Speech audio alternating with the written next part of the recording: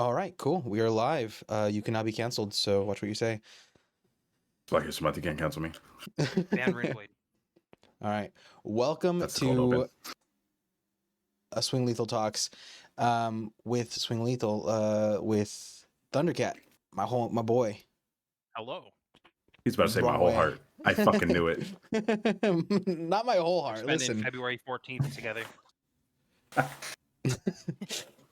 Listen, I already said that I couldn't go down south because I would get murdered by my partner, and I've told everyone in Sacramento and everyone in Reno and because and everyone in LA, basically every RTN I went to, where people were like, "Hey, are you gonna be going to San Diego for release weekend?" And I'm like, "Listen, dude, that was the worst scheduling decision that I don't know who makes these decisions, but whoever made that decision was wrong for that."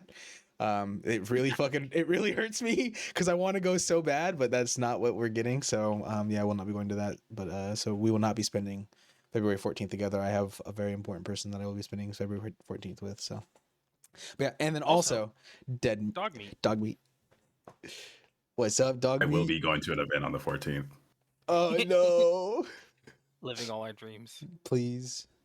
All right, guys, it's been a little while. How have you guys been? We've seen SUP. We've seen a bunch of different games. We hosted an event together. We had a bunch of shit happen recently.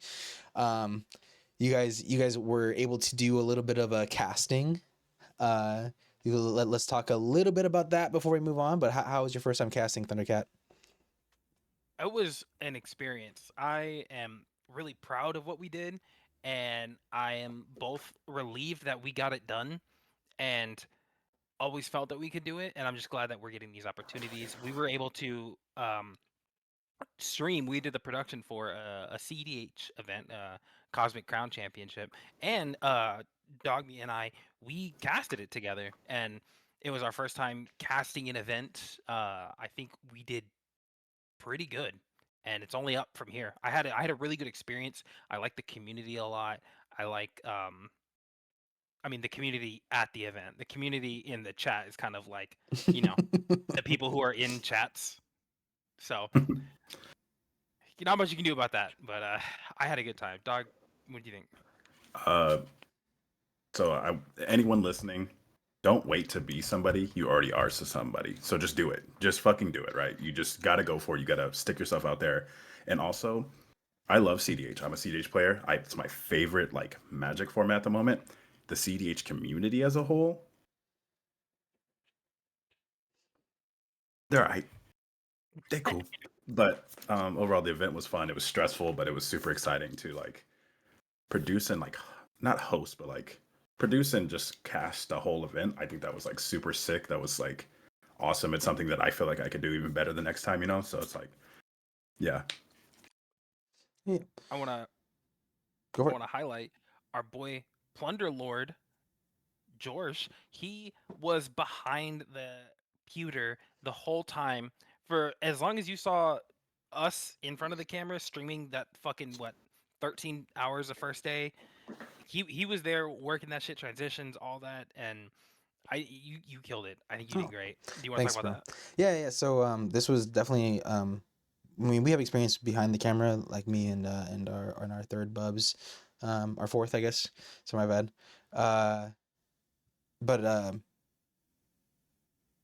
doing the stream thing, like that was very new. We like streaming was I mean, I think Dogmeat did a little bit of streaming, but Bubs did a little bit of streaming back in the day, but I've never done streaming, and I was like, okay, let's make sure we get this done right. So I did a bunch of research and was trying to go into it and make sure that we had the transitions and everything else and things going.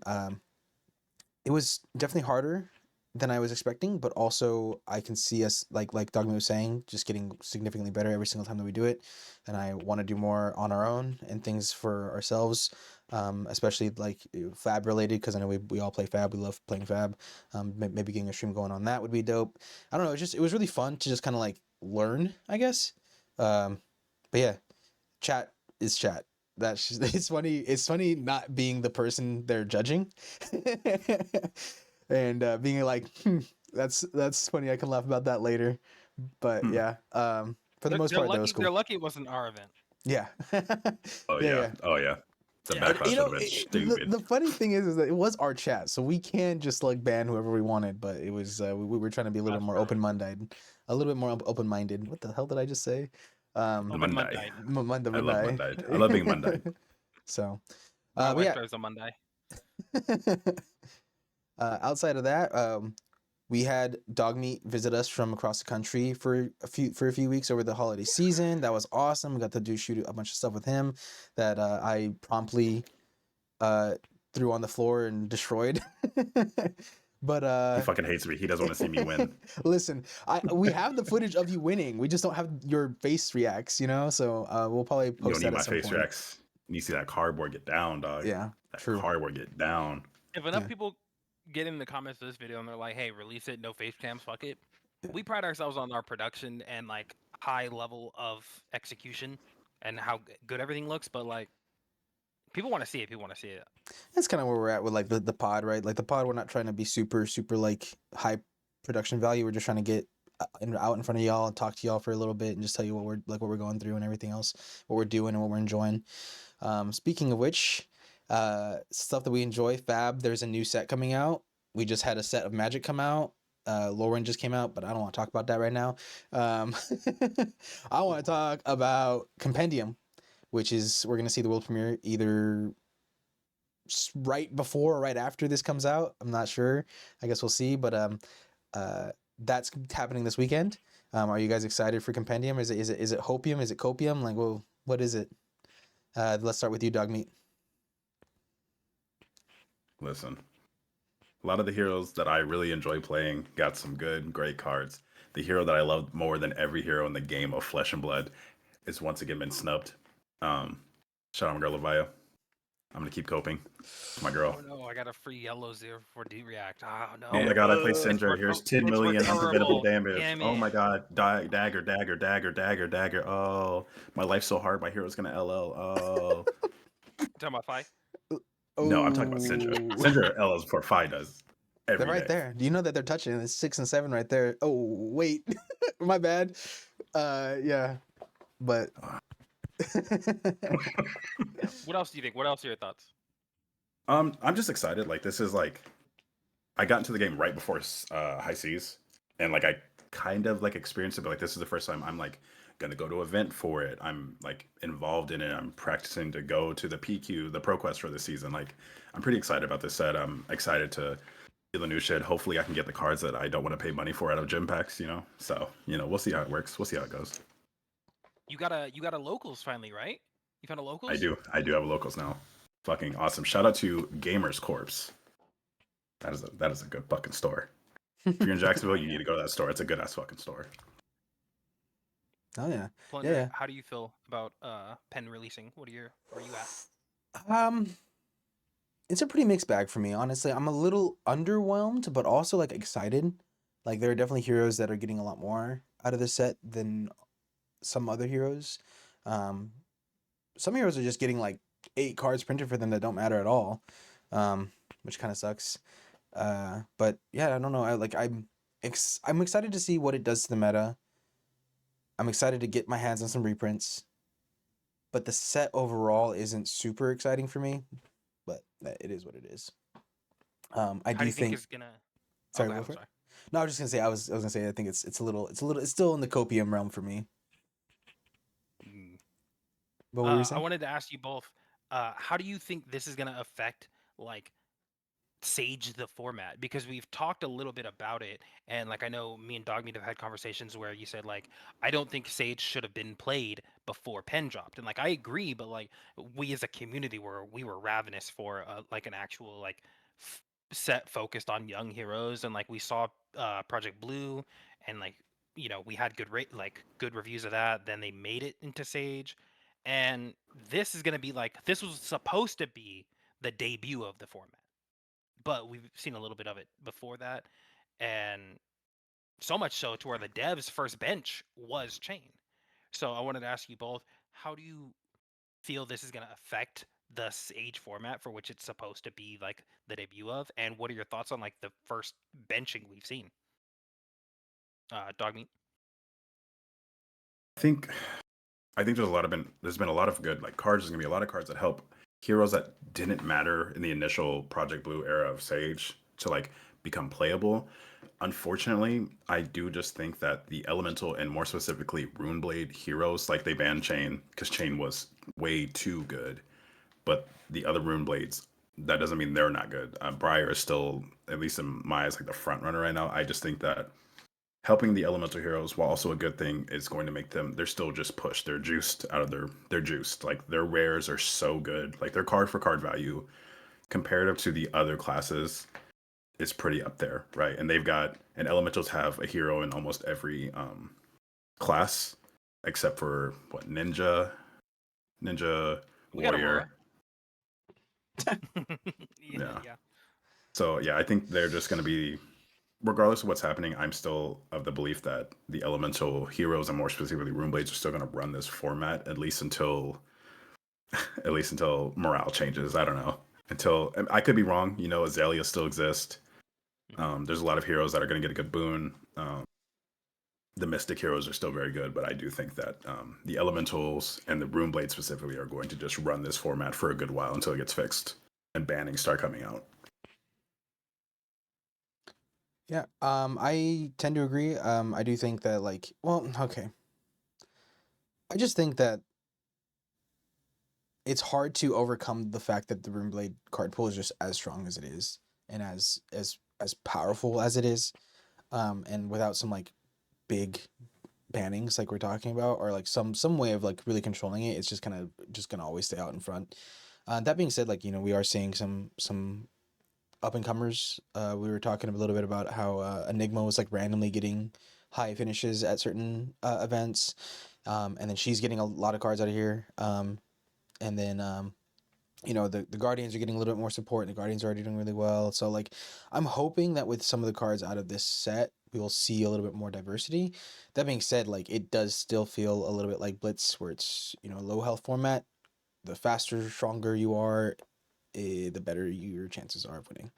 I hope that that sort of changes. I hope it becomes a little bit more the flesh and blood that we know. Um, and maybe someone will figure out Icelander or Oldham or something, you know, going into San Diego weekend, you know, with all the new cards and everything else. But I don't know. It's hard to like see on like past the other side type deal. So yeah, that's where I'm at with it. Yeah. I feel that we're looking at like a haze of like possibility in all the set, right? Like like 99% of the set has dropped by the time we're shooting this. Mhm. Uh so like we see all the cards. We haven't seen them in action, but we know what they do mechanically. So we're just looking at this big wall of like this could do something, this could pop off, maybe this works. And I feel like just talking about the set as a whole, I feel like this set is just printed as like here's power into, you know, lower rarities and also like 90 silver bullet cards. That's what I find so interesting about this is that like worst comes to worst and like you said, like Runeblades just become top tier. There are like silver bullet cards for every class in this set. So it's like whoever has access to them, you know, will start that rock paper scissors meta of like, oh, I this just beats this, but this just beats this. So I'm hoping that's kind of like what happens. Yeah, I was gonna say that's kind of been what I've been hearing. I mean, you know, listening to other podcasts and seeing what other people have to think about the format, and a lot of people are actually saying that, you know, some people love it, some people hate it, and that's probably a good sign. That probably means that we are in a rock paper scissors format where, you know, you run into too many of the things you don't like, and then you're like, this format sucks, and then you run into the things that you do like, and you're like, it's sick. So, we'll see how it goes, but yeah. Anyways, well, you guys want to get into our winners for this set? Yeah. All right. Hell yeah. All right, let's move on to the next little spot. Boom. All right, there you go. Um, Okay, so what we were going to do today is we're going to go over our winners for both CC and Silver Age. We've each picked 3 cards for both those formats, and we're just going to talk very quickly about each card, going through the set and see what we like and what we don't like, and see how it goes. Let's start with the person that pitched this idea, Thundercat. All right, Thundercat, what is your first CC card? My first CC card that I'm excited about is actually going to be something a little different from my playstyle. Both you know me, I play ninja, I play a little bit of ranger, I play a little bit of assassin, but mostly stick in ninja. Um, Channel the Skybreaker. So the new tree that Earth Heroes are getting, it is a 2-cost yellow 3-block Earth Action Aura. It has Go Again. When it enters the arena and at the beginning of each of your action phases, you make 2 mites. So it's a little like the old tree that they've had before. It has the same channel Earth where you have to like put a thing every end phase. You have to like put an Earth card from your pitch, and it accelerates until you just can't pay for it anymore. But Earth has always been interesting to me, especially since like Briar was doing like multiple chain links. That's my favorite way to play the game is like chain link, chain link, chain link, chain link. And right before Florian went, his iteration that he went out with was actually probably my favorite iteration of Florian because it was like, here's just like tree and then like 3 attacks, and I really like that. I like that a lot, and this new tree seems interesting. And I know we have like Flourish in the game, and there are some cards that look to be like manipulating shit with Flourish and Rip uh, Florian himself, but he would have eaten with this tree. This would have been wild for Florian. But that's my first pick, Channel the Skybreaker. I think it's just really cool. I like it mechanically, and it's not a talent I have played, but it makes me interested in Earth more than I was before. Interesting. Yeah, I like it. I like the card as well. It plays into the doubling season effect and the effect out of the Terra decks. What was it? The Flourish. I think you talked about that a Flourish. little bit. Yeah. Um, I want that to be good. I want that to be like the thing that we are doing in Earth. Um, but yeah. I enjoy that card a Me lot. too.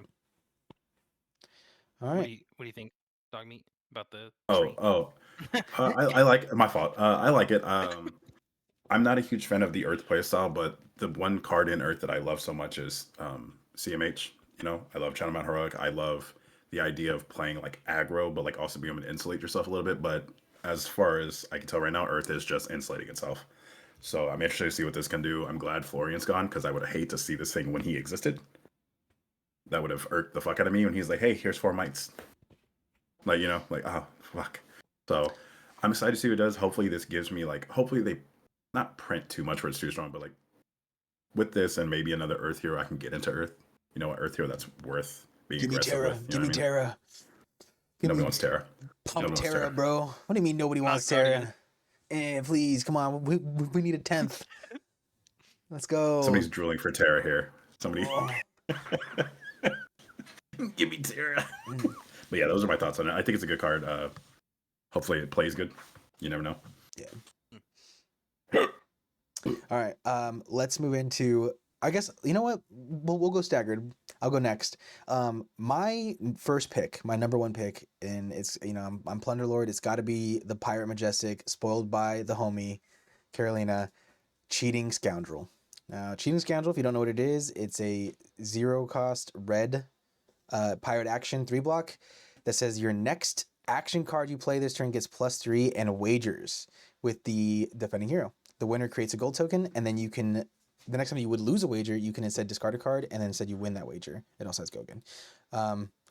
This is just, it does a bunch of things that I like. It wagers, it pumps, it front pumps, and it makes gold. And I like when things make gold. So I'm excited for it. I think this is another one of those cards though that favors Marlin and Gravy over Puffin. So I don't know how much Puffin's gonna get use out of it, but I do like the implications that it has with Gravy and the implications that it has with Marlin. Marlin really needed some gold generation, and this gives that to her.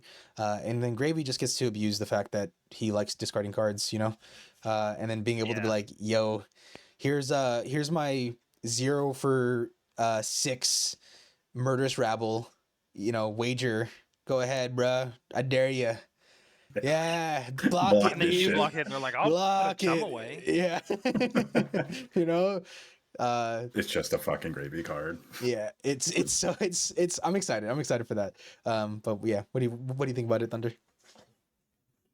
I like it. I like that it's locked to pirate. If like I saw a little bit of this card, and I don't know why in my brain I was like, "This is generic. What the fuck?" And I was like, immediately like started getting scared for like Victor and stuff. I like red wager and gold and +3, and I was like freaked out a little bit. But I like that it's specifically a pirate thing. I like that it's viable for more than just gravy, like you said. Like I think this works really well in Marlin. You know, Marlin's playing. I've seen Marlin play take aims where it's like +3 reload. I've seen Marlin play like seek and destroys, which are good and disruptive, but like this feels like a pump that's actually like going to progress her game plan rather than being like generic disruption or like a pump that reloads. I think it slots in well in both of those instances. And I also love that it's bringing wager back. We get like a wager like name drop. I know our boy right here, Plunderlord, was on like Olympia for like all of heavy hitters. Like Yeah. Olympia came out and he's like, he's so good. I like him. I like him. Do you want to talk about that? Like Yeah, you were I mean, dude, Olympia for real. I played a wager hero until the release of Pirates. Like, I mean, I played a wager hero until they're like, hey, here's a class that's based around the gold, you know, like, so yeah, I'm excited to see the wager mechanic and to have it on a class, uh, on a new class, you know, especially one that likes to use the gold for other reasons. But yeah, what about you, Dead Dog Meat? You be playing a lot of.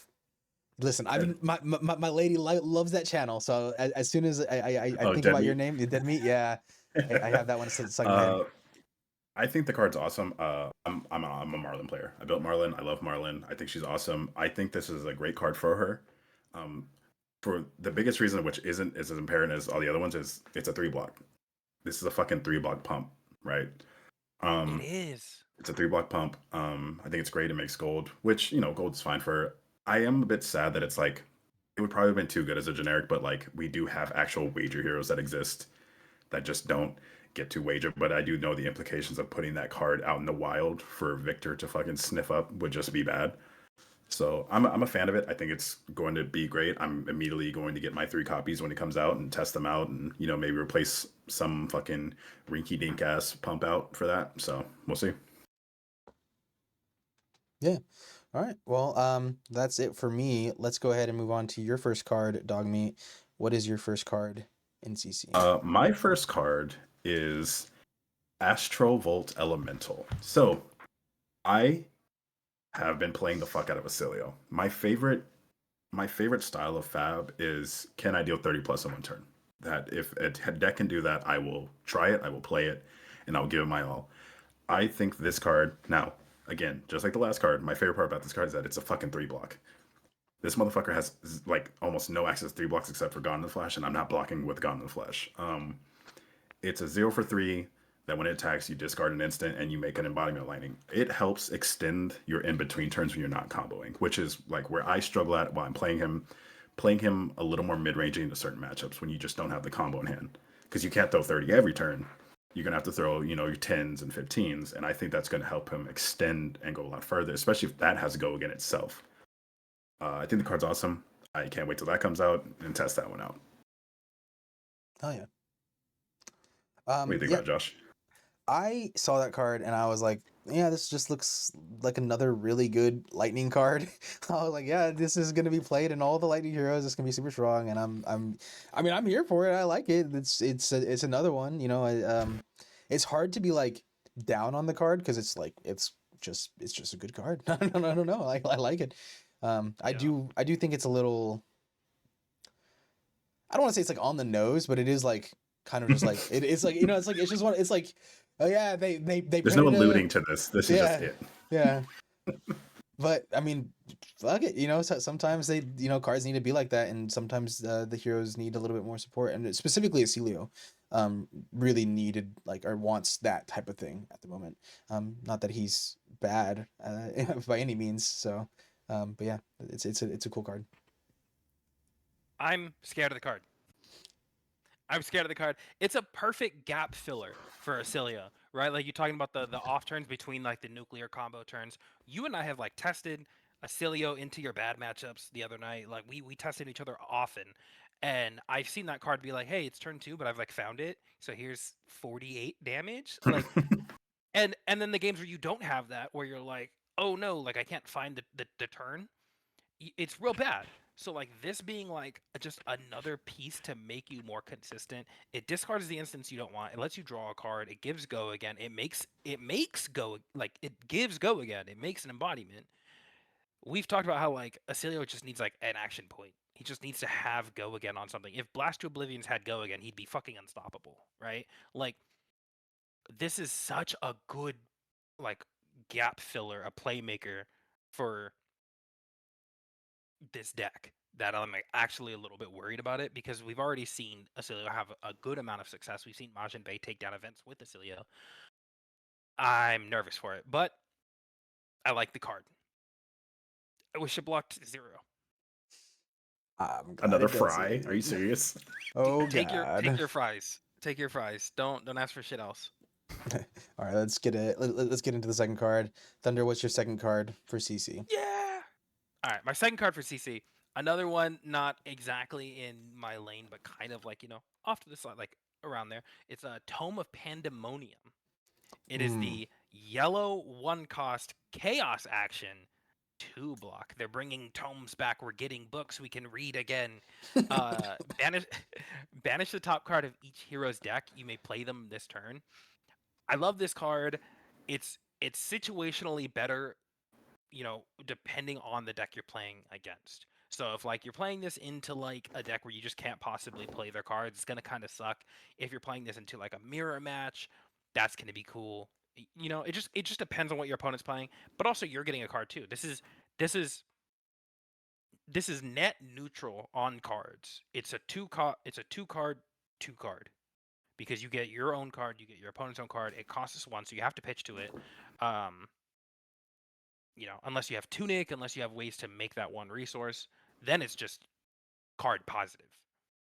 I like it a lot. I love the art on this card. Like if we have it on screen, it's just gorgeous. It's like red all over with like blue in it.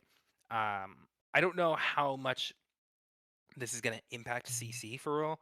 Um, I like playing Slippy. I like playing Slip Through the Cracks in Assassin. So this is like right there where Slippy wants to be with just the ridiculous chaos shit. I don't know if this goes into Marionette, but I like this card a lot. What do y'all think? Yeah, I'll start. I think this card is ridiculous. I don't actually think it's that crazy, but I do like it a lot. Like I do think that sometimes it's just like you said, it just pops off. It has the potential of just being like, I don't know, a 1-cost like 8 value card sometimes. You know what I mean? I don't know. Like it can just be insane. Um, but I like the fact that it's random. It's off the top and it's chaos and everything else. It reminds me of when I was trying to play Codex of Inertia before it was like an actual viable card, and I'm like, listen, you are prepared for my 0 for 4 and without go again, and that Arachne Huntsman gets to play, dude. Like I'm telling you. But yeah, I think this is just a good card. I like it a lot. Yeah. What about you, dog meat? I think it's definitely an interesting card. I definitely think so. There's the attack action that does off someone else's. What's it called? That like when it hits someone, it takes a card from the Infiltrate. deck. Oh, infiltrate. Infiltrate. Yeah. 0 Infiltrate. for I 3 if think it hits you, get I infiltrate have a there. personal like thing with infiltrate. I think infiltrate's kind of bad. I think this card's kind of good. I'm not a fan of infiltrate. I found infiltrate to be like real hit or miss. Like being able to hit yourself and your opponent, right? Because like in certain matchups, this might be the one card that you fatigue them with. You never know, right? Like that's that one card from the deck. Or this could turn to you get an attack and you get something from them. Like you're in like you block, you block, you block. You're in Slippy. You play this card because you're probably on Tunic. You play his card for free, effectively. You get an attack from you, it has go again, and then you're playing at Sender, you get a 0/4. You know what I mean? It could be a 1 card 7, right? Like it's got such a good upside and it's also got such a funny downside. Like it but that's the chaos talent. It's all about fucking who knows. It's like brute but scary looking, right? Fucking we're doing it. I think the card's Imagine good. getting like a whaler with this or something. That would be super fucking funny to get an ally with this. Um, I think the card's gonna be good. I'm not sure if anyone outside of Slippy plays this. I don't think Mario needs to divert their plan away from hitting you with a really big dagger, but who knows? Yeah, that's my thoughts on it. All right. Yeah, cool card. Well, let's move on I to love my. cards where we go imagine like 14 cards, I right? know, right? In this That's kind of my perfect Imagine. vibe. world that we've created Yeah, in our heads. Right. and it's really good. Yeah. Speaking of perfect Sometimes. worlds that we've created in our heads, one of my favorite cards out of the set is Blessing of Bologna, which is the 0 cost yellow light action aura 3 block with Go Again that says whenever a card is put into your soul, you create a courage token. At the start of your turn, you put this into your soul. I think this card is crazy. It is insane. It was spoiled by Ellie, uh, Bolton aficionado, and I think that is fitting because I think this card makes Bolton really, really good. I don't know if it necessarily makes him broken, but I do think that it definitely shores up some of the issues that he may or may not had been having. It does a bunch of things for him, right? It goes into the soul. One, it fills the soul, and then anytime that you do fill the soul, you create a courage token for your future turns or for maybe a future attack that you need to have an additional power. So it automatically fuels that as well for your hero power. Not that if your hero power is not being activated by, let's say, some of these aggro decks that are floating around. Um, I just think that this thing does so much work. Also, I think maybe it was Breakpoints was talking about how they had this crazy situation where they played Blessing Below at turn one and then attacked with a 0 for 0 blade, and they were like, "Oh, here's Roaring Beam," and Roaring Beam is another card in the set that goes back into your hand and allows you to charge. And they're just like, "Cool, I'm gonna make 3 courage tokens and pass my turn, arsenaling passing," and it's like, interesting. That's pretty crazy. Like, I don't know. Things can be kind of crazy with a lot of the new cards in this new set. So I'm hoping that the Blessing Blown is a light of the new future. So that is Bolton. All right. What do you guys think of this card? Yay, nay, bad? Am I wrong? Am I stupid? Uh, I refuse to pay attention to 3 intellect heroes, unfortunately. So I really don't. Oh, I really don't have much to say on it. I could give a fuck about Sir Bolton. To be super real, I think he's a bad Yeesh. deck. I think he's a What? bad light hero.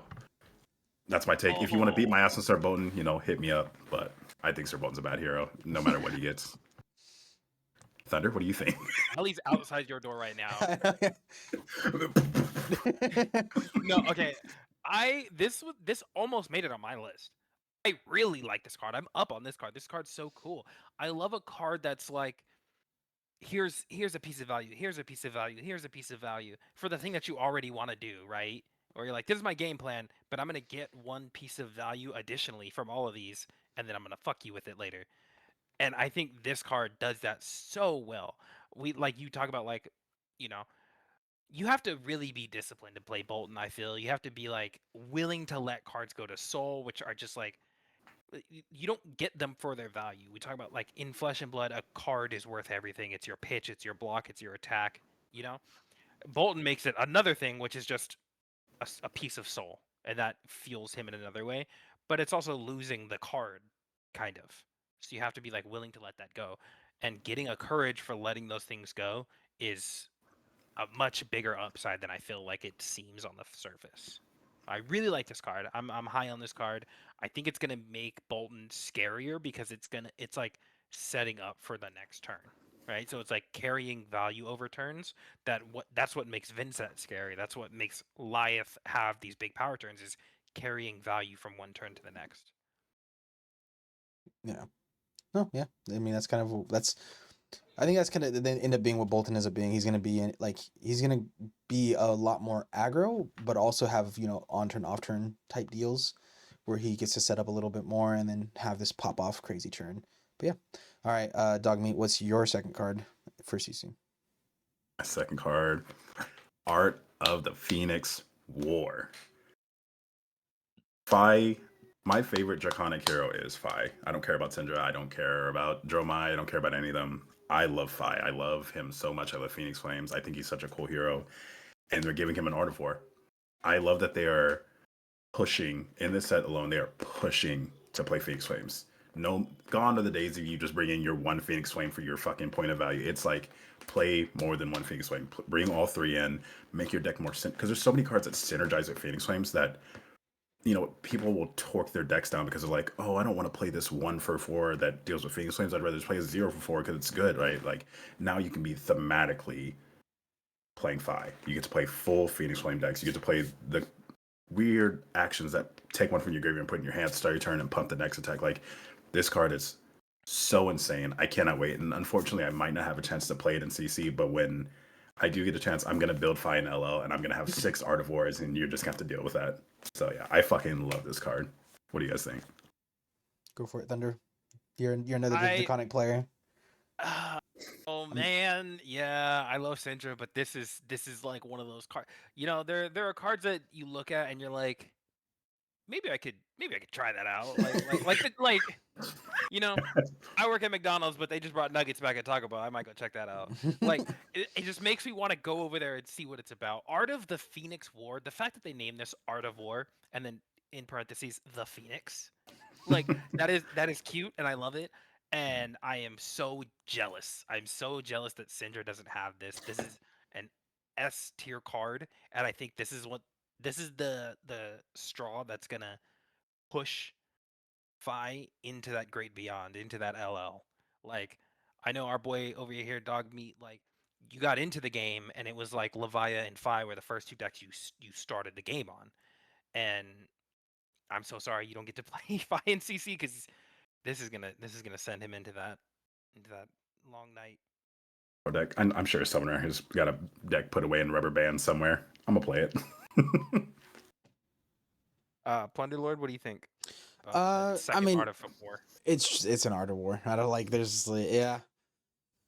It's gonna be good in Vi for a month, and then we won't have to deal with it, you know. So I'm Yeah. cool with it. You know, I'm excited to see what people decide to like brew with it after Fi is gone, because you know Phoenix Flames can be played in any Draconic hero. So I'm excited to see where it goes and the future that it has in the game. You know, I feel Syndra's like gonna LL too, bro. It's gonna have nowhere to be played. It's listen, gonna have nowhere to be played. my Fang Phoenix Flame deck is gonna disagree with you on that one, buddy. I don't. No, this is actually They bad said in he Fang. This is bad in Fang. It's a Draconic instant. Yeah, it is a draconic instant, but it also only affects draconic action cards. So you're Blaze Oh yeah, Headlong, Oath of listen, Loyalty. yeah, Fang no yeah, dagger. true, yeah. Just fucking Fang no dagger. Fang no My dagger. my decimator great axe Fang. You know, like I don't. Yeah. I'm kidding. I'm kidding. That's not Clip good. That's. this for when that deck is BDIF in September. Decimator Phoenix. Ooh. Oh Let yeah. me see how many things I can mix into my deck before it's good. You know, I don't know. You gotta put Yeah. the crazy brew combo in there too. You gotta just do it all. Just fucking go Get the ham. generic wager cards too. Yeah, exactly. Just go to work. Who Yeah. needs blocking, right? You're like all my instants. But yeah, no, I think it's fine. All right, Thunder. What is your third and final CC card? My last card I'm excited for in CC is actually also Sage Legal. It's a common. Become the Bottle. It is a rainbow 0 for 3 2 block ninja card that says when this attacks, choose a card on the combat chain. It gets that name, and it has go again. I have been screaming at the top of my lungs just on the roof of my house about Katsu needs another, at least on value rate starter. He needs something. Like the Surging Strike lines are the strongest lines in the deck, but Surging Strike is a 2 for 5 2 block with go again. That sucks. That sucks. And it sucks to play them, and I play 6 of them. And then like Be Like Water is a 0 for 3 2 block go again, right? Oh, almost on rate. Except to give it a name, you have to pay into it. So it's still a 1 for 3. Like if you want it to be a starter, it's a 1 for 3. And Become the Bottle is gonna just enable the nastiest like fake out turns where you're like, here's Surging Strike, here's something after Surging Strike, and they're like trying to block it out, trying to make sure you don't do anything, and it's like, here's Become the Bottle Surging Strike, and it's like, now I'm gonna go get another Whelming Gust Wave. So I've already threatened a draw, now I'm threatening a draw, and it's like, how much are you willing to give up before you just let me have this 25 damage turn? I think it's gonna enable some freak nasty shit, and I cannot wait to do it. All right. Yeah, thoughts. What do you think about Become the Bottle? Okay, Okay. so Oh, I am. Oh shit. Oh Let he me- wants shit. to go first. You want to go first? Yeah. Let me get in Okay, there. all Let me right, go for it. fucking let All me right. let me get in there. Get it, get it. Get it, get it, So get it, I get it. am Thundercat's personal Katsu test dummy 80% of the time, and this card is nerve wracking because, well, yes, I do think Katsu probably does need like another pseudo starter. I think this card's going to present itself more dangerously at the end of games when you break your boots, when you're just sending go again attacks, and you're like, hey, I can just force the surging way later. Now, I'm like, hey, here's surging. You run into the natural combo line later. Just by this is gonna fill a spot that I'm gonna fucking hate, and I'm gonna hate getting comboed on some bullshit because I let you hit me with a 0 for 2 at the end of a game. So yeah, that's my thoughts on it. I think this is a good card. I don't know what it blocks for. Is it block for 3 or 2? Two. It's a ninja card. It's got to be a ninja Yeah, card. yeah. I But yeah, I think this is a good card. this card fucking pisses me off. I okay, listen. One of my things that I like hate, and this is weird because I'm a warrior player, and warriors have access to attack reacts, right? And so it always feels kind of weird when you're blocking a warrior, like nothing feels right. Um, so this might be hypocritical. I think this is very hypocritical, but I hate when there's no right answer. And this is something that's happened a lot in the game that has had to like be pulled back a little bit. But we saw it with Slippy, where Slippy, there was no right answer on how to block this how to block this hero. So you're just always gonna get fucked. You see it with Syndra now, right? Like there's no correct answer. You're just always gonna get fucked. You just have to hope that you do a little bit more damage than her. And this is what's gonna happen with Katsu. I mean, this is already what was happening with Katsu during the Bonds era, the 9 bonds in my deck.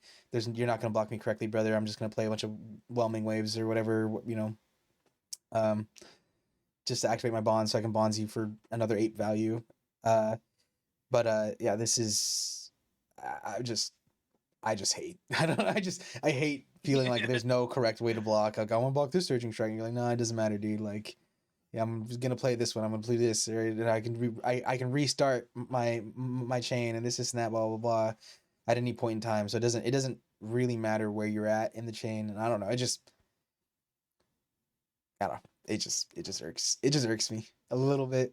We'll I'm see so excited. how it plays. I'm sure it won't be that bad, but who knows?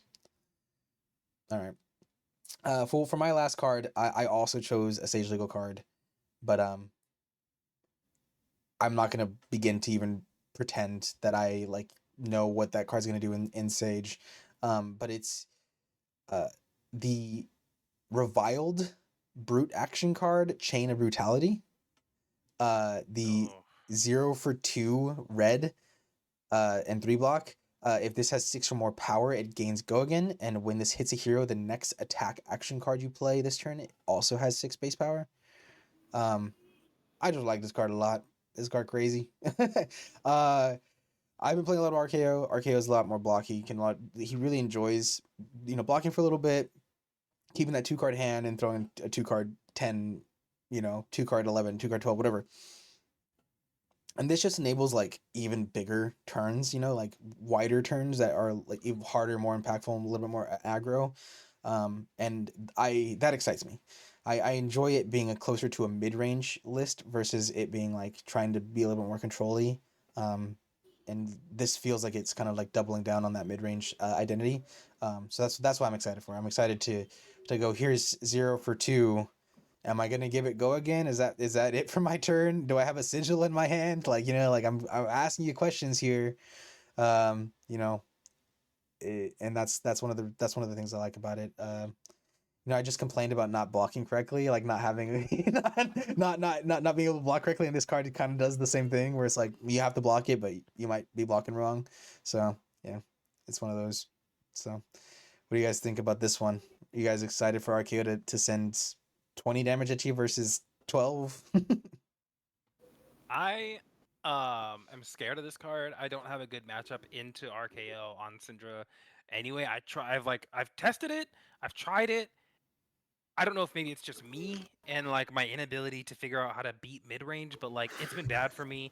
I will say I had a nice little interaction with our boy Dog Meat literally last night where I'm trying to test into the deck. I'm trying to test into the deck, and he's playing like future CC RKO, and he goes, "Here's Chain of Brutality," and I'm like, I think I just have to no block. I don't know, and he makes it 6, and then throws a swing big after, or like a show strike or something. But that card is now 6 base power instead of 8. A little bit of a So Nambo, huh? yeah, yeah. Mm. Do you want to speak to that, dog? I'll let you have it. Yeah, I think the card's phenomenal. The upside of this card is, that 1 for 5 go again, this, and then, the 0 for fucking a million reviled attack action. What is it called? Mocking Those blow. Mocking blow. looking for scrap into mocking, or looking for scrap in the chain of brutality and a mocking blow, or what? And you do all that off of what, a vigor and like a A blue, vigor, a maybe, tunic, and a blue. yeah, for a 21 damage probably. The downside is that this does in fact just straight up non-bow with 9 cards in the RKO list.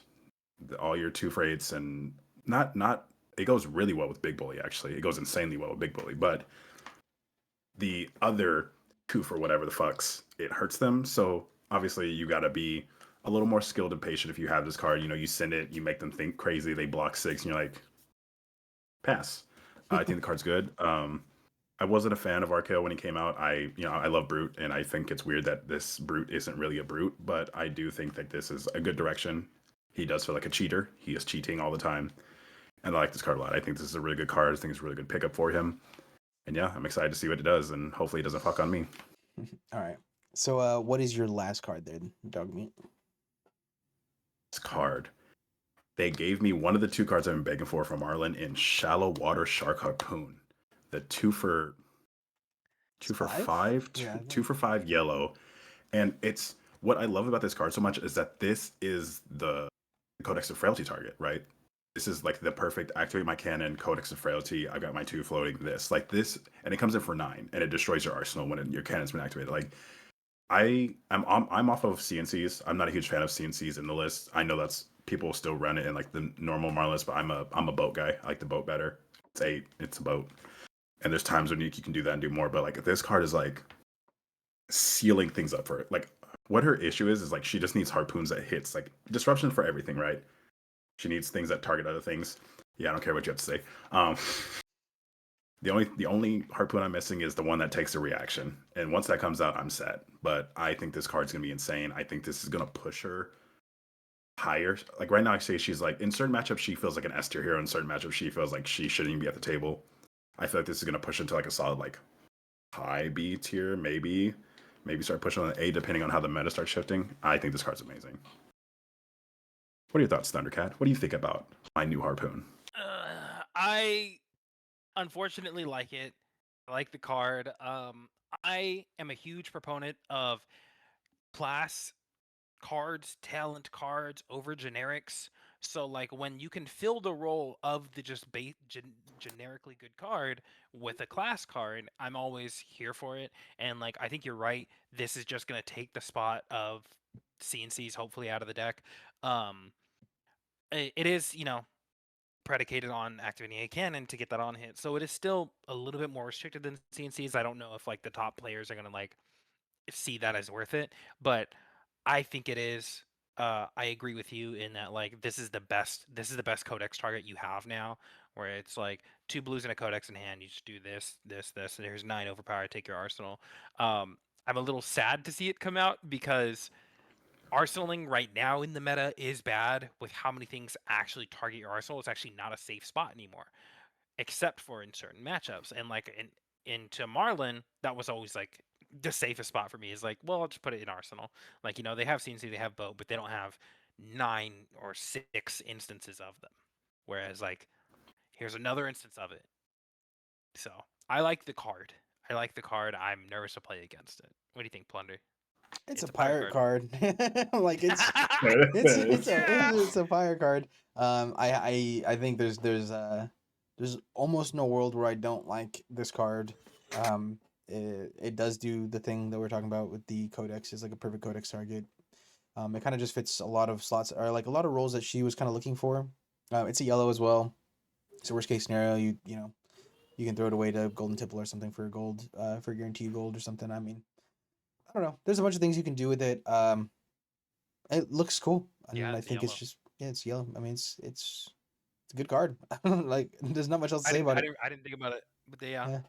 Yeah. It's also rare, so you can play this in Sage, and you don't have access to Codex, but still a good card. So yeah, It's still, I mean, the nine overpower in Sage is probably scarier, honestly, right? yeah. 9 overpower, destroy your arsenal. Like like it's this disruption. Like that's good. I don't know. Yeah, I yeah. maybe overvaluing it, but I like that. Maybe I So try Marlon out in Sage. Maybe there's a universe where she's not poop, but I yeah, could be just wrong. yeah. You got access to Death Dealer. I mean, I don't know. Like, Yeah, but it just, doesn't work with my harpoons, man. yeah. I guess that's true. But yeah. All right. Well, speaking of Sage, let's move on to Sage. Do you want to lead this one again, Thunder? Yeah. So we're doing the same thing. 3 cards. For now the Sage format. 3 cards we like specifically in the Sage format out of pen. My first one. There's no question. There's no doubt. Anything. I think anybody who's you two especially if you played with me, dyed silk sleeves. Yeah, they're new ninja arms. They're one with blade break. As an attack reaction, you can pay 1 and tap them. Destroy a dagger you control not on the active chain link, and then a ninja attack action gets +1. And if that action doesn't hit, then you have to destroy the arms. It's flick knives way the fuck at home. It's all the way at home flick knives. But it is flick knives. And I am I'm gonna stay playing the things I want to play. I don't ever want to like switch up to like things I don't enjoy. So like on Syndra, I've been playing a dagger version of the deck that is like focused on going dagger dagger, find a way to flick both of them, then re-equip them, maybe even swing them again. Like really dagger focused, like incremental damage deck, and this is that thing I was missing to try that out in earnest in Sage. So I'm really just up on these cards. What do y'all think? Yeah. Uh, I'll start with I don't really know much about Ninja in the Sage format, and I agree that you know how to play Ninja. And that if you're up on it and you like it, then it's probably good. It's probably fine. But yeah, I don't know. I'm kind of lost on it. Um, I've heard people talk really high on it, and I here you are talking pretty high on it as well. Um, I think it's interesting. I want to see how it plays before I Hmm. give you a real reaction, because it's one of those where it's like it could be really strong, or it could just be kind of be it can be okay. So Hmm. yeah, what about dog me? What do you think? I actually helped under here test his Syndra list, and as I've told him, this is a real list. It's not like a bad list. It's doing the ninja thing, and I think that this arm piece is going to give her, I think, that edge to like play kind of with Fi, right? Like at least be almost to that level is like you're going to be able to flick both your daggers, right? You're probably going to be able to, you specifically your list, you run a bunch of like flick dagger, do this, and this. This is just going to help you out. This will get you to hop over. There's obviously no mask of momentum, but one damage is one damage in a 20 life format, and I think like this is going to be really good. I think this is going to be a very strong card. It's going to help Syndra actually be at least playable. At least not like just a bad deck to bring to your stage event. I think it will make this like a real deck. It does cost a resource if I'm not Hmm. mistaken, but that's just something that if you put that in your list, you have to account Blues, for that. baby. You got to play Dagger, blues. dagger. Reaction. Yeah. Can't So can't do that, right? Or can you? Yeah. Oh, it's Chain Link. My bad. And for some reason I read Active Chain. This card's a lot better than I thought it was. Never mind. I read Active Chain. I'm uh, like, that's a little rough. You gotta hold back these daggers. Like, I don't know. I guess we'll see how it plays. Yeah. Oh, All like right. not have not been on the chain at all? Yeah. Oh I was no. like, you have to break the chain, and then I was like, this is gonna be kind of weird. Yeah. Okay. Never mind. Yeah. All right. Yeah. It's probably really good. Yeah. yeah, it's a good card. All right. Well, my first card. We'll just go in the same order. Just keep going. My first card is Doubling Season, the rare Terra card, the art that we saw. That just says whenever it gets power, it gets twice that much. Um, or it gets one additional. It's just a rare flourish essentially. It starts at 0, and they've printed a bunch of cards around it. I think this card is really fun. I don't know if it's good. I don't think it's better than what Terra's already doing. I think the Fatigue Terra list that has been floating around that was doing pretty well. Um, doing okay. It's not quite as good as some of the other Guardians probably, but it's fine. But I like this identity. I prefer this identity. And I hope that they keep pushing it. Yeah, I want to swing with doubling season. I want to do fire breath combos in Sage. You know, even though we can't play fire breathing, so yeah. I'm a little concerned that it's a red 3 cost 0 attack 3 block. But that's its floor, right? That's its floor. Um, it's going to do much more than that. I'm sure it's going to get big. I'm unsure about how big. Like I don't.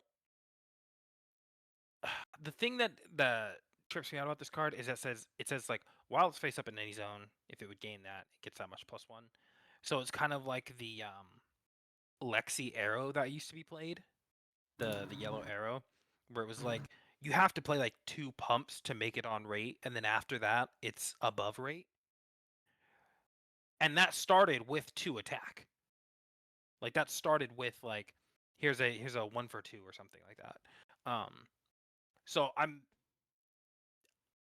apprehensive about what this card does, but I'm excited to see its ceiling. I'm excited to see like, you take this to an event and be like, here's like 18 doubling season. Like I'm gonna love that moment. I think that's gonna be a big pop moment for me. I'm excited for that. I'm not gonna do it. Yes. I think the card's cool.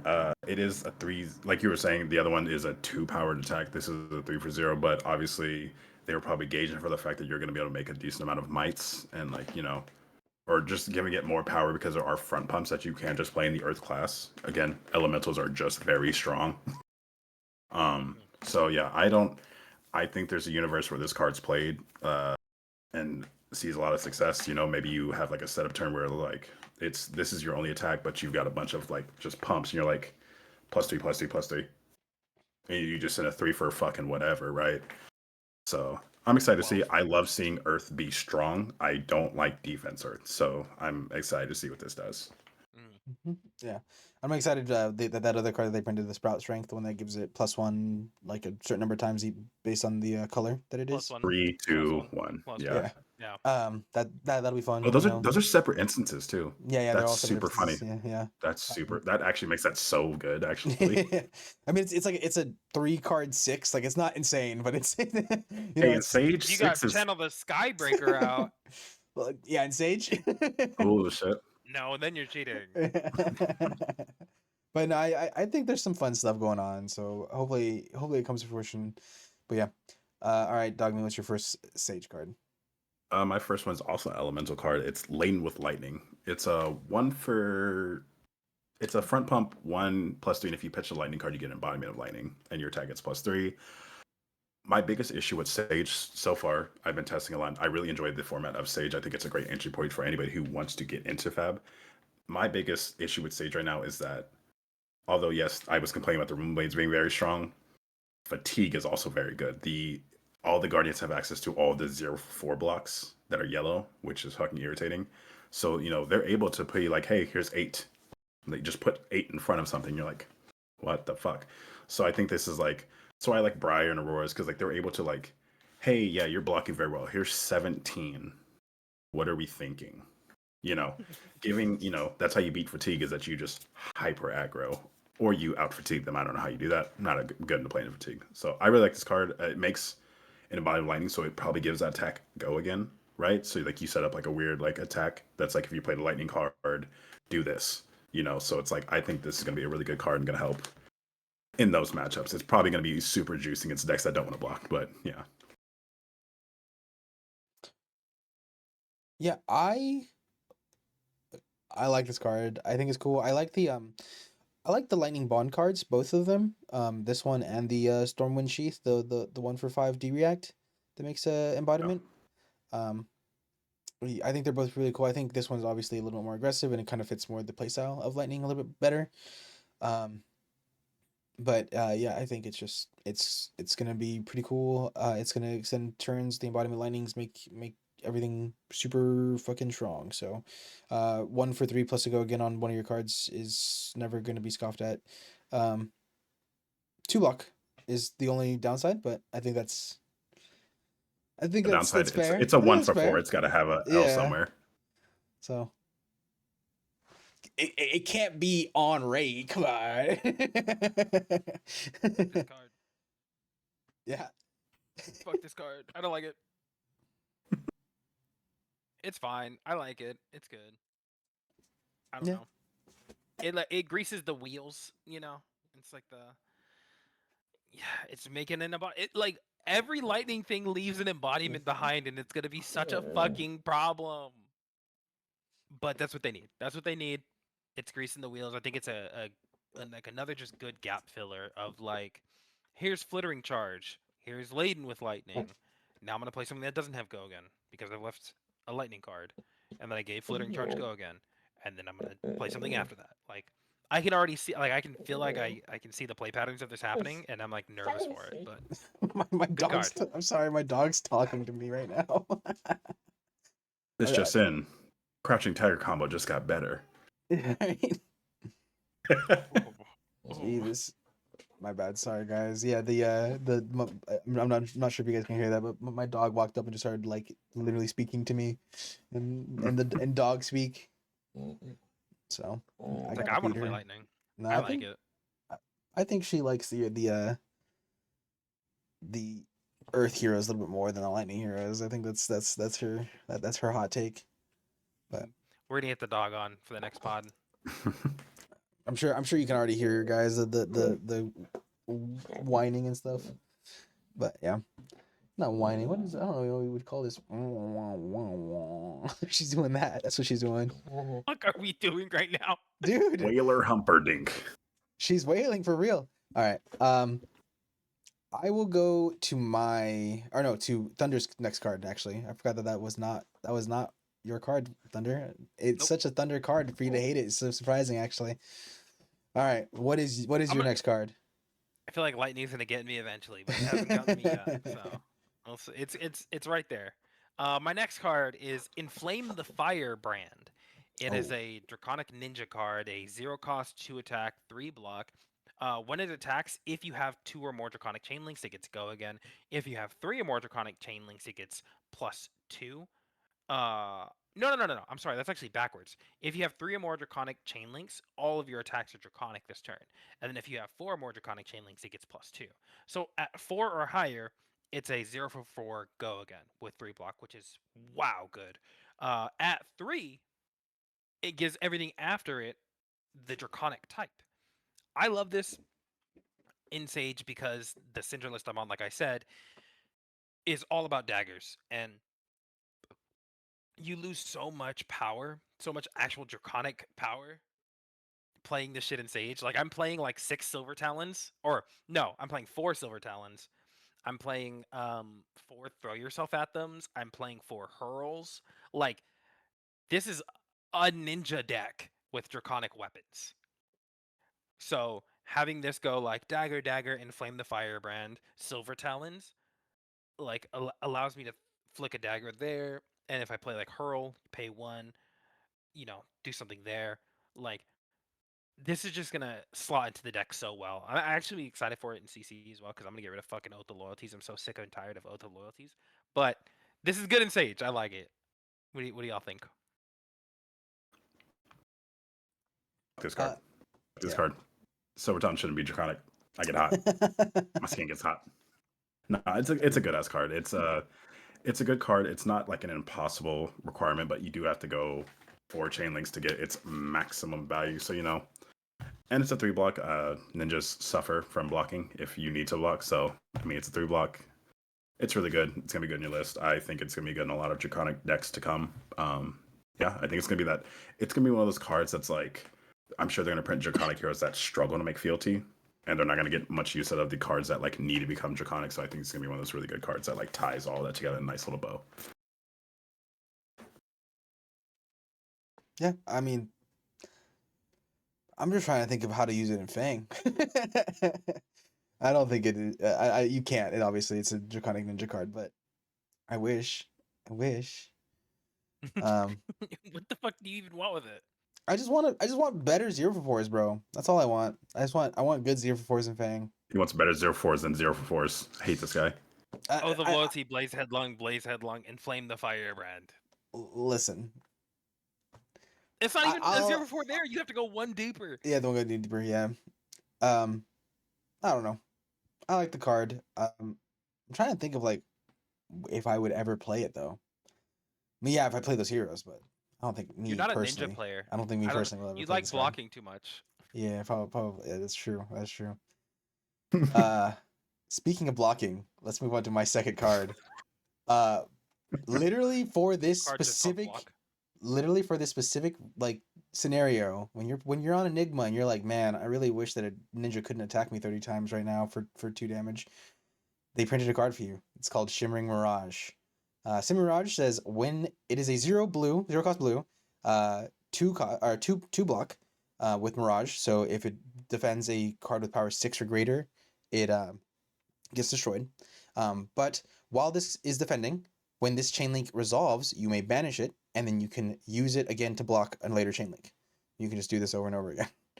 So just block. It's just a quick dodge flexors for the turn, and that shit is sick. I don't know, bro. That shit is sick. I'm down to have an additional 3 copies of quick dodge flexors in my deck, that I don't have to pay for. Yeah, fuck you, ninja players, and destroying all the fucking wards, and just like I don't know, dude. This card's sick. I'm so excited for it.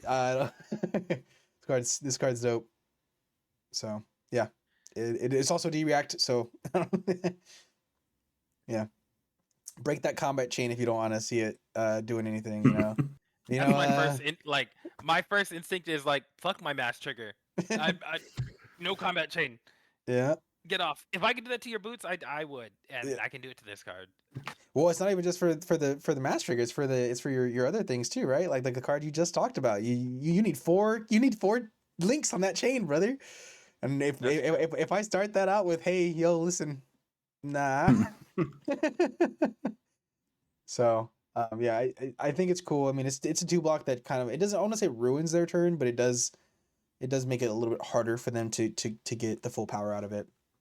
And I like that. So yeah. What do you think about this, dog meat? Blocks. And I think that's blocking's good. You know? I mean, you get, it's effectively a 0-for-4, right? So it's like pretty good, except you can spread it. So like it'll be able to insulate into some of these decks that you like, fuck, I cannot cover all these chain links. It'll be able to insulate some of that, which is pretty nice. So I think it's gonna be a good card. What do you think, Thunder, our resident ninja player who goes 17 chain links? Oh, I already said fuck my combat chain. If I can make you, I have this thing, this like little point of pride whenever my opponent presents quick dodge flexors into me, and like I start my turn and they're like flexors pitching a blue. I'm like, hey buddy, you're gonna give me another card for flexors. Like you're not gonna block 3 times. You're gonna block 4 or 5. Like, and make it like my mission to like, I'm giving you more value on the boots. I know that's wrong, but it's something in here that's like, you're not gonna efficiently give me just a blue.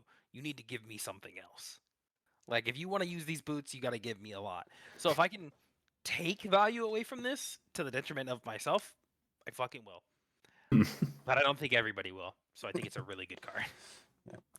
All right, Dogmeat, what's your second card for Sage?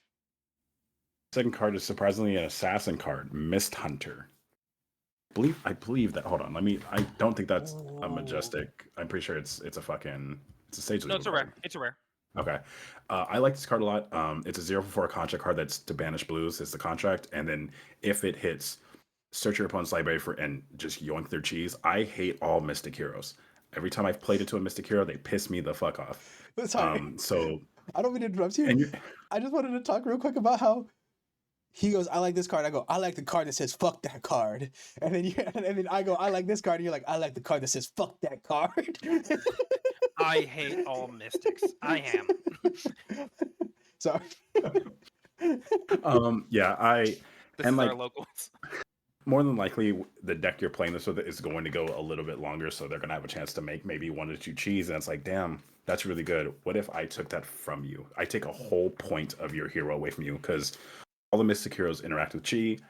You take that from them, that's a resource they can't get back because it's being banished. So like this, like fully fucks someone over.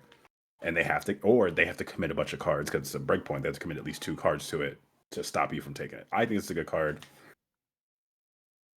I am. Yeah, hand. dude. No, this card is ridiculous. This is a must block if you're playing a Mystic.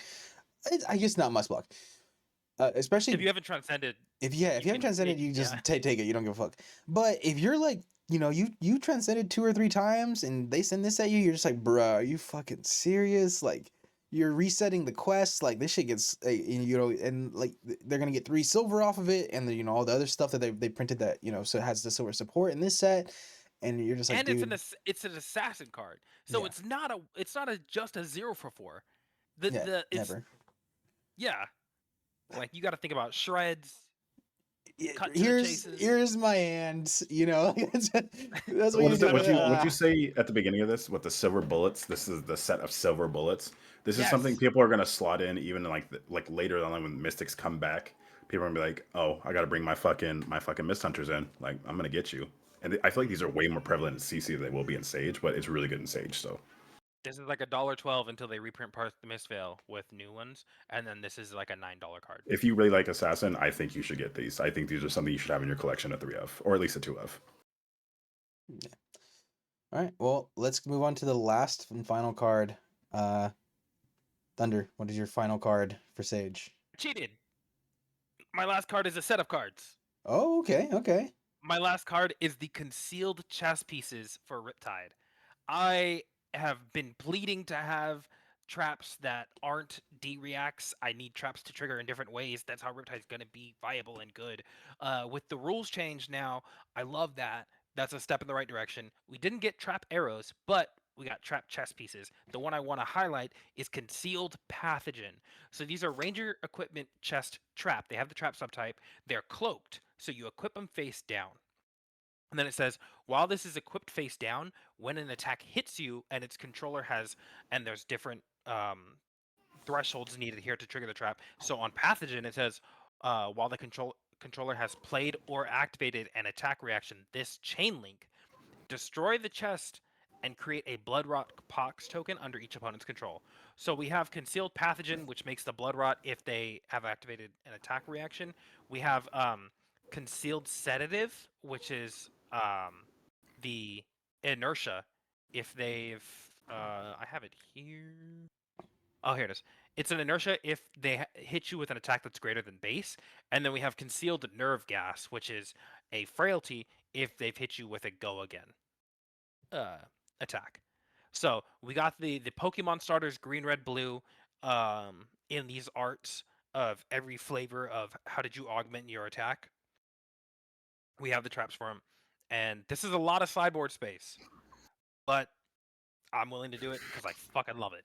I'm just so happy that we're having like exploration of traps for Riptide that aren't just D-reacts. There are other things. We have actions that have trap clauses when blocking now. Like just other shit that we can do, and I'm really excited for it. And I love these concealed chess pieces. The art is beautiful, and mechanically, I'm really into them.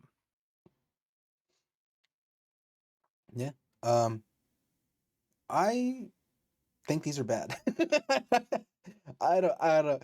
I I can see why you love them as a longtime Riptide player, and I can see the exploration being fun. I might be wrong about this one, but I think they're a little undervalued. I think they probably should have been able to block for one or something. I don't know. Like this is the first time I'm ever gonna advocate for Riptide, but I think that these could have been better. Um, but that's just me. What about you, Dog Meat? I'm kind of in the same boat as Josh. I do wish they like blocked a little bit, or I don't know.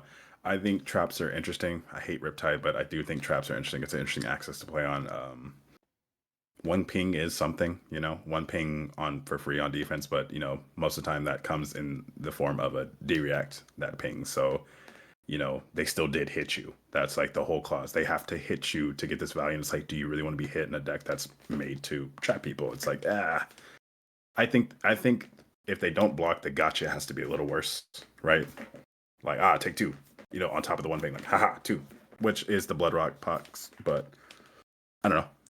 They're all right. I think the chest is the best of the bunch, I believe. I think the chest, like, because, like, normally when you activate this, you're probably like, you don't have any cards in hand. You're taking two. So that could come up. That could matter. They're all chests, right? Are they all chest? Yeah, Yeah, they're you're all choosing different between chests that different you chests. That buy. fucking sucks. They should all be in different slots. That actually But then makes you them would way worse. That know. actually makes Then you would know. me like dislike them way more. I don't even think I'm be real. I Like don't think if a Riptide sits they're down even and worth puts sideboard 4 pieces, face down except like the go again one. I don't know. equipment, you would know exactly which one he's playing. Yeah, no. I guess technically speaking, each one is 2 value at least, right? Um, so like, they are rate. They are at rate in Riptide specifically, but They should have like a flip this over prevent one. something I don't know. Just a little bit more oomph, but I do like the theme. That like thematically super cool. So yeah. I think traps not being just D-Reacts is cool though. I think that's an upside. Like they're exploring non-D-React traps. Yeah. Speaking of exploring, so my last card, okay, honorable mention real quick. My last card was gonna be uh card 167, which has yet to be spoiled, but it's obviously the pirate weapon that we're going to use as pirates. Scurvs is going to have access to it, and we're going to be playing it all the time, and it's going to be the best pirate weapon that they've ever printed ever, and it's going to be sick, right? The only pirate weapon. De facto best. De facto best. That's what I'm saying. But yeah, I'm super excited for 167, which is obviously a weapon that we've been asking for. It's a pirate two-handed weapon, I don't know. But then I was like, okay, let's talk about a real card. We'll go ahead and talk about Lighten the Load, which is like an actually really good card. This is just a 0 for 4. You just have to have an item that you can destroy, and it gives go again, good and puffin, good and a bunch of other things. It's just a good extender. But then I'm like, nah, that card's like a little too generic, and also like you don't really want to be getting rid of your gold, especially in like Sage and stuff. Like you want to use that for like real like turning like value. But one card I think is interesting and might be undervalued as we see it right now is Submerge, which is the other pirate card. And this is the last card, in Sage, or that I'm going to talk about. Which might be surprising because I think people look at it and they're like bad. They're just like bad. This card not good. But it's a 0 for 6, 5, 4 in those colors. 3 block. As an additional cost to play this card, you have to put a card from your hand, 5th from the top, or yeah, put a card from your hand into your deck, 5th from the top. Yeah, I said that right. So essentially, you're not going to do it in your next hand, but it'll be on top of your deck for your next turn, and then you'll get it in your second hand, or the card 2 turns from now. But you're a pirate. You're playing Saltwater Swells. You might be playing Gravy. You can play the 0 for 6, put an ally back on top, and know for a fact that there's an ally on top for your Jittery Bones or things like that. Stacking the top of your deck in Pirate is, I think it's really strong, and I think it can only get stronger. So I'm hoping that Submerge is like the beginning of something like that we're gonna see a lot more of. I think one other class, maybe it was Wizard or something, also does something like this when it comes to the putting it fifth from the top. Um, but yeah, I think it was Guardian. Maybe it was Guardian. I can't remember. There's another class that was kind of messing with this identity, or like this thing. But yeah, I'm excited to see what it does for the heroes and like where it goes, and maybe you put it as a 2 of or something in Gravy. At least the red one is 0 for 6 is kind of crazy, kind of a good 1 card hand. Off a Gold Kiss Rum too. Yeah, gold. Oh well, yeah. I wish we had more access to Gold Kiss Rum and Sage, but yeah, things like that. Oh, Gold Kiss Rum off of Scurv. Dude, the hero I play. I'm dumb. Yeah. Oh, Yeah, dude, no, for real. That'd be good too. Yeah, I don't know. There's a bunch of different things that I think it could do. And it's a 3 block. So, the worst case scenario, it's just a cool 3 block. Yeah, I'm excited to see where it goes and what it does. And how it changes the pirate class in Sage. What do you guys think? Am I stupid for this one too? I actually am really high on this card, funnily enough, because pitch stacking is already an axis people play on. Pitch stacking gets their second cycle, second hand cycling, or just for my neck, because you're going to draw the 4 up at the end of your turn, right? You draw the 4 up, and specifically, I think this is just going to be a good attack in Sage because it's a 0 for 6 in red. So 0 for 6 is nothing to scoff at, right? That's 3 block.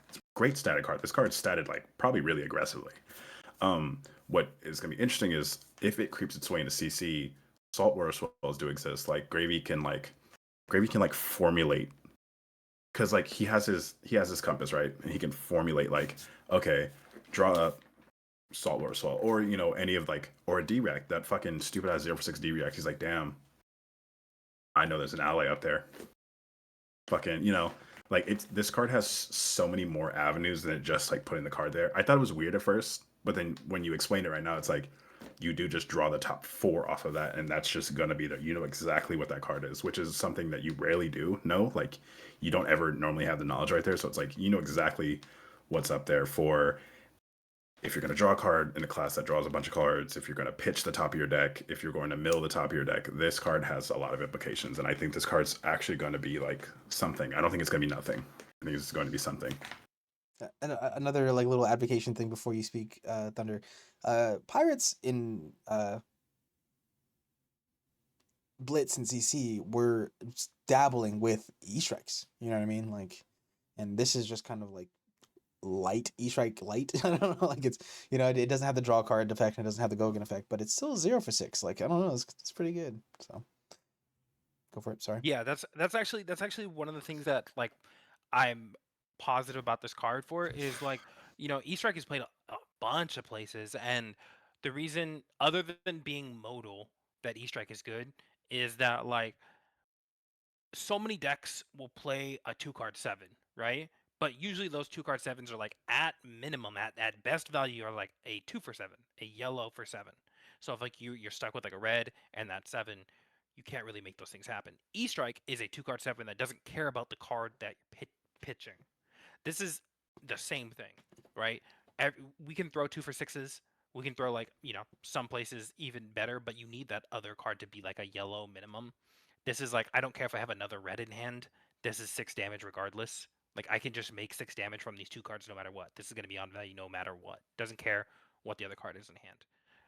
So, like, reminds me of E-Strike. Also, like, this is really, like, you just put on, like, a whole, like, TED talk about how, like, it doesn't matter if you go to, like, an instrument store and somebody's like, why did you buy a ham bone? And you're like, well, this is for that room full of ham bone players that I have. Like, it doesn't matter that this card like does something weird because it's for the class that does this weird thing the best. Like, you're it doesn't matter if you put a card back on top of your deck because you're going to draw it at the end of your turn. But putting a card 5th from the top of your deck means it's there immediately when you draw up that 4. Mhm. And Gravy Puffin draws cards. Gravy's going to do the best with this card because it's so much more information that you don't need to compass for. Gravy's gonna go like, you're right, Blood in the Water and CC, or any effect, the saltwater swells, the golden tipples, what the fuck ever. I don't He's even gonna know. abuse this card. You just like unlocked something in my brain when you said Puffin draws cards. I didn't even think about the implications when it comes to Puffin, where you're like, hey, I'm gonna put this power card 5th from the top, knowing that I'm gonna be able to draw a card because I have a gold in the field or something, and then just be like, all right, cool. Like, that's my arsenal right there. Like, the fear in Puffin is always like, I'm gonna draw a fucking dud, but like, what you put on top, so you're not gonna draw a dud, or if you can help it, obviously. But Yeah, so yeah. Like, I think this card's really good. I'm super high on it. I like it a lot. All right, dog meat. End this. Let's finish this out strong. What is your final card for Sage? Tusk of Swarming Claw. The amount of times I've lost on my turn, as like when you're playing Ninja, just lost to a fucking wizard because they're being a dickhead at the end of your chain. You present them lethal and they're like, I'm going for it. And you're like, this has Spell Void 5. Fuck you. I like this hat. I think this hat's neat. I think it's an interesting, like, wizard tech piece. People are probably low on it. Wizards can obviously just sidestep it. They'd be like, oh, close the chain. Pass your turn, but I think this mask is gonna shine when you put the wizard in do or die situations, and they have to do it. It's probably way worse than I'm making it out to be. This card's probably actually really bad, but I like it. Also, its name's Cool Swag. Yeah, let me get in here. I want to talk about it. Yeah, go for it. I mean, it's for your class. I am right there with you. I love it. It puts the wizard in the bad fork where it's like Wizard does, like, you're right. Wizard wants to wait for you to empty your hand so you can't AB anything. Like, if you bring AB3 in, it doesn't matter if you don't have any cards in hand, right? That's like the thing that they put you in, the little mind blender of like, you're gonna empty your hand, you're gonna try to throw lethal at me because I'll just kill you in response. Now it's like, here's my first attack. I have 3 cards. I can AB, and this has Arcane Barrier on it. Here's my second attack. I can still AB, but now I have Spell Void too. And it's like, at what point do they value, like, is the AB2 or 3 that you brought in worse than the Spell Void that is getting larger? Like, it puts the blender back in their mind and takes it out of your mind. Yeah. I like the card. I think it's one of those cards that probably needs to exist for Sage. The Arcane Barrier cards that they've been printing for this set.